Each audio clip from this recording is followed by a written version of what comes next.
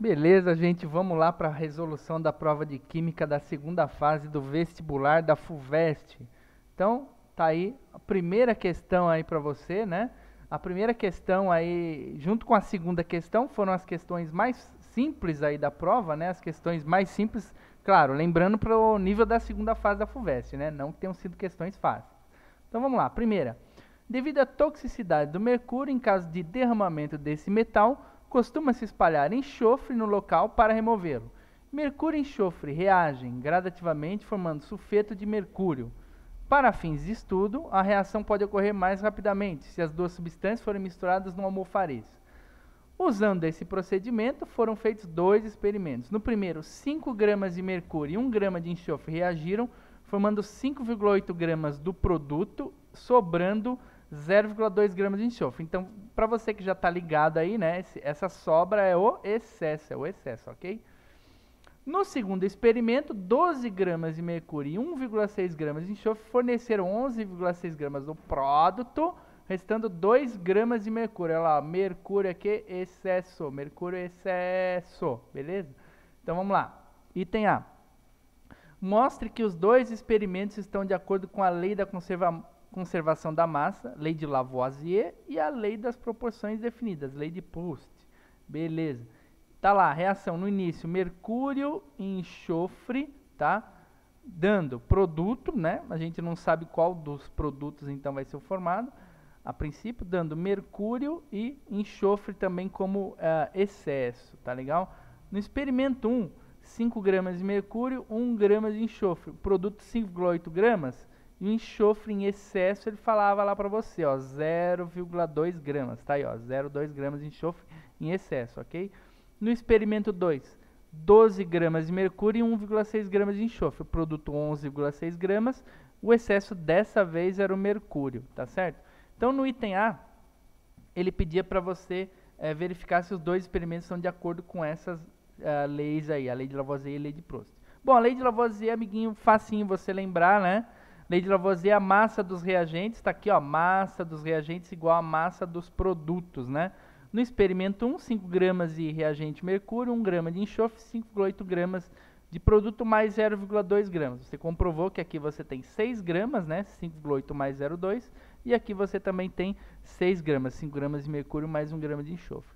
Fez isso aí, beleza, acertou aí o item A. Tá lá, o item B. Existem compostos de mercúrio 1 e mercúrio 2. Considerando os valores das massas molares e das massas envolvidas nos dois experimentos citados, verifique se a fórmula do composto formado em ambos os casos é HGS ou HG2S.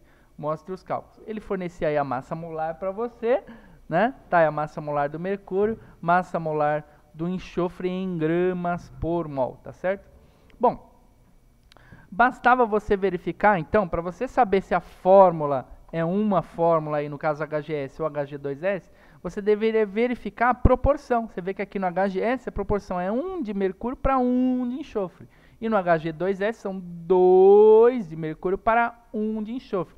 Então bastava você verificar aí a proporção molar entre mercúrio e enxofre para você saber a fórmula, ok? Então, utilizando aí os dados aí do item A também, né? Você tinha 5 gramas de mercúrio, aí vamos achar o número de mol, x mol. 200 gramas é 1 mol, como fornecido aqui, né? Você chegava a 2,5 vezes 10, aqui é um 10 a menos 2 mol de mercúrio, ok? E aí, para o enxofre, 0,8 gramas de enxofre, x mol, 32 gramas de enxofre, 1 mol. Você chega em 2,5 vezes 10 a menos 2 mol de enxofre. Você conclui, então, que o número de mols é o mesmo nos dois casos. Se o número de mols é o mesmo nos dois casos, então a proporção é 1 para 1. Né? A mesma quantidade em mol de mercúrio reagiu com a mesma quantidade em mol de enxofre. Portanto, lá, a mesma proporção em mol entre os reagentes, fórmula mínima do produto HGS. Matou aí, então, item B. Ok? Vamos lá para questão 2. Olha lá. Questão 2, também uma reação envolvendo uma questão envolvendo reações químicas, né? Inorgânicas.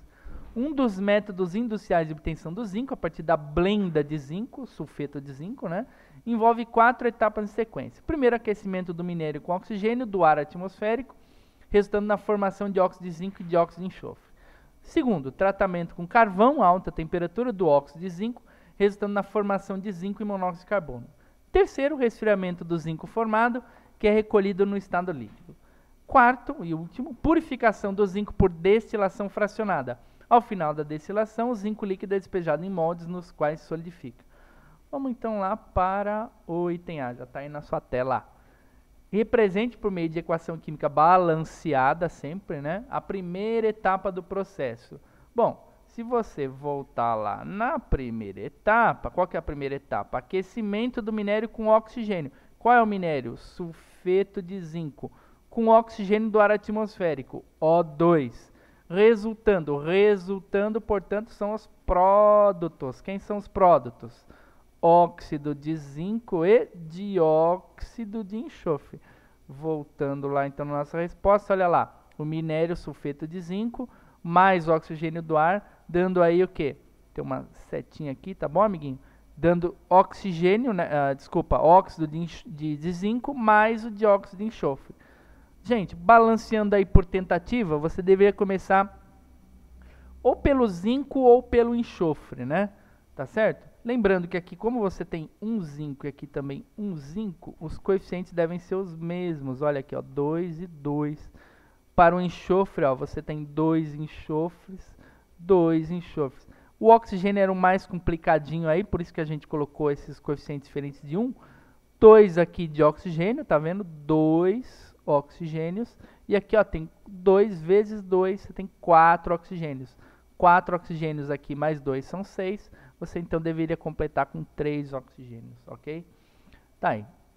Resposta aí para o item A para você. Item B. Indique o elemento que sofreu oxidação, o elemento que sofreu redução na segunda etapa.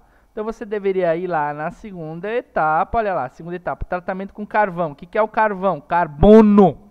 Carvão é carbono. A alta temperatura do óxido de zinco, então óxido de zinco mais o carbono, resultando então produzindo zinco metálico, né, e monóxido de carbono. Olha lá, então você respondeu que óxido de zinco mais carbono, dando zinco metálico mais o monóxido de carbono. Aí você deveria calcular os NOx, né? NOx aqui do zinco com oxigênio é mais 2, zinco metálico sempre NOx 0, carbono aqui também na forma sólida, né? Não oxidada e não reduzida, NOx 0. Aqui no monóxido de carbono, NOx do carbono mais 2. O que aconteceu? O zinco passou de mais 2 para 0. Olha lá, isso é o que?